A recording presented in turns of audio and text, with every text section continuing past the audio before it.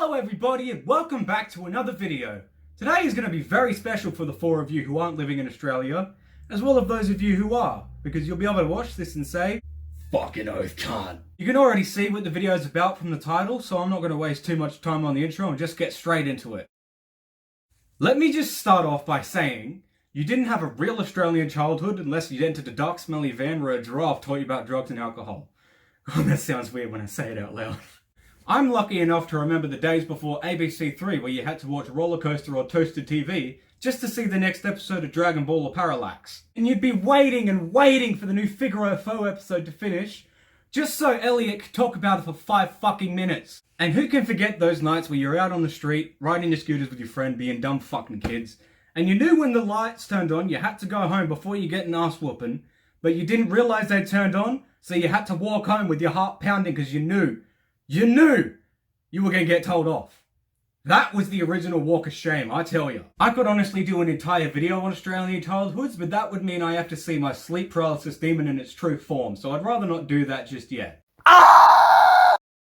Sports fans take up majority of people in this country, which is understandable when you realise how big NRL actually is. And don't get me wrong, I love sitting back and watching the Broncos get fucking smashed, but fuck me, some of the fans are toxic. My sexuality isn't my entire personality. No, your team is. With that being said, up the Rabbitohs. Yeah, I actually watched quite a bit of AFL. Ha! Don't you mean KFL? Oh, that was original. What are you going to say next, huh? Are you an attack helicopter? But when you put all those dickheads aside, it's honestly great to see so many Australians passionate about the same thing. You can't really say that much anymore, can you? With all that being said, can we please agree to never let Todd Carney live down the bubbler incident, because that is still fucking hilarious. Aussie slang is honestly a language of its own. Imagine being an American and trying to understand any of what the fuck this means. Yeah, I was at Woolies the other day, and fucking drug axe fell down when I was trying to buy some goods, so I was just standing there with everyone staring at me with fucking jocks on. I'm gonna skip past the basic shit like Avo, Bottle and shrimp on the barbie, and get right into the good shit. Here in Australia, we're not so taboo about swearing because it's a part of our everyday lives. Just look at my channel, for example. Shameless plug, I know. So it makes sense we come up with some weird combinations of cuss words. Perfect example of this would be, cunt's fucked. Oh, that's great. This video just got age restricted. You can use this phrase in literally any situation. Kid falls off a skateboard, cunt's fucked.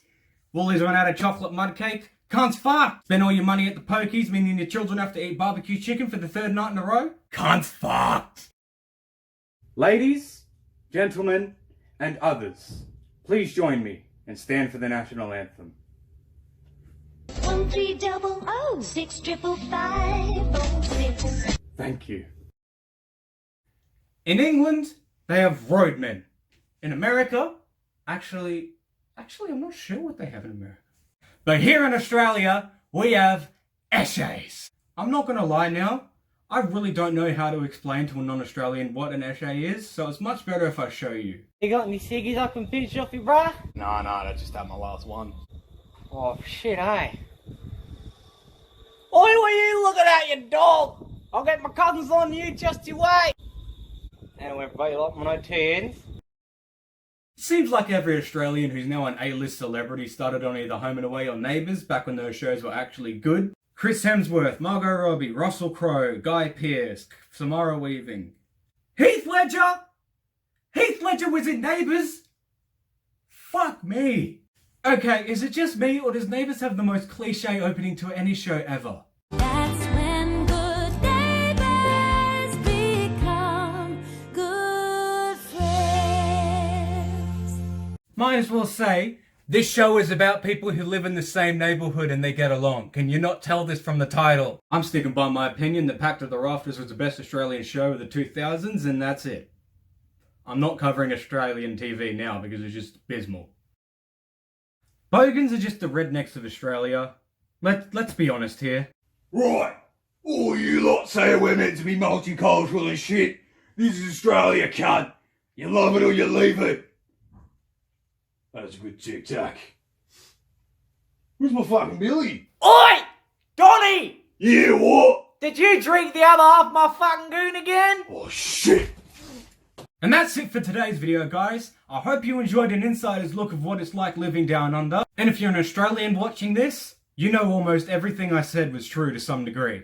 If you haven't already subscribed, please make sure to do so because it really supports the channel. As always, remember to like, subscribe, and tell them cunts fucked, and I'll see you all in the next one. Peace.